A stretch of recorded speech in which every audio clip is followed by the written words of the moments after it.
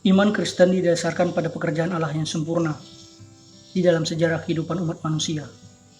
Bukan manusia yang menghampiri Allah dan menyembah Dia, melainkan Dialah yang datang kepada manusia, menyatakan dirinya, dan mengikat janji dengan manusia, sehingga manusia dapat memiliki persekutuan dengan Dia dan menyembah Dia. Itu mengapa Alkitab bukanlah buku keberhasilan moralitas orang manusia, melainkan buku tentang sejuta kegagalan manusia, pemberontakan manusia yang tidak pernah habis. Alkitab adalah buku yang menyatakan keberhasilan Allah, menyatakan kasih setianya dan kuasanya dan kemuliaannya. Sehingga ketika manusia menyadari kasih Allah yang sejati, pencipta langit dan bumi, manusia bertobat dan menyerahkan seluruh hidupnya pada kehendak kasih karunia dan rencana Allah. Meskipun seiring berjalannya waktu, Alkitab memberitahukan kepada kita kegagalan para tokoh Alkitab mengikut Tuhan. Namun kesetiaan Allah pada manusia tidak dapat dibatalkan hanya karena kegagalan manusia. Inilah keselamatan yang dari Tuhan. Keselamatan yang bukan bergantung pada keberhasilan moralitas dan etika manusia, namun pada kasih karunia Allah. Dia setia menepati janji-janjinya. Untuk lebih jauh mengerti apa itu keselamatan yang dari Tuhan, mari kita membaca dan merenungkan tulisan Paulus kepada jemaat di Efesus. Paulus menjelaskan bahwa manusia pada dasarnya mati karena mengikuti jalan dunia ini.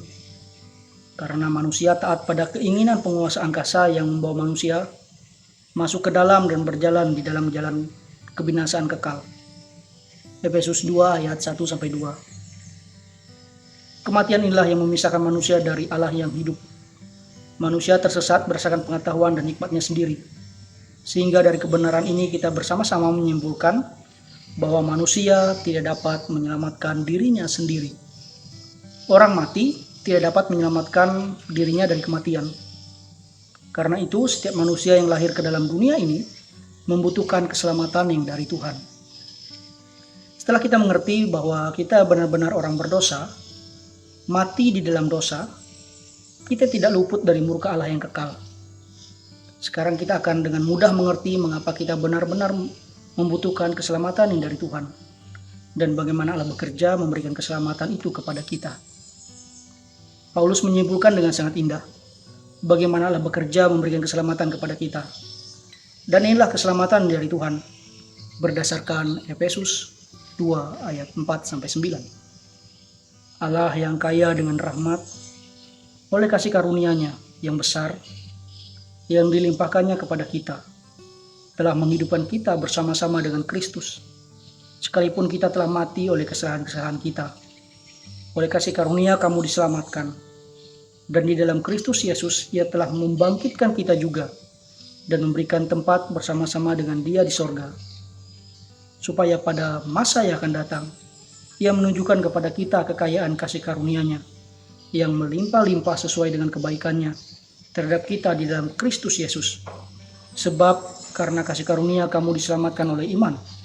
Itu bukan hasil usahamu, tapi pemberian Allah. Itu bukan hasil pekerjaanmu. Jangan ada orang yang memegahkan diri.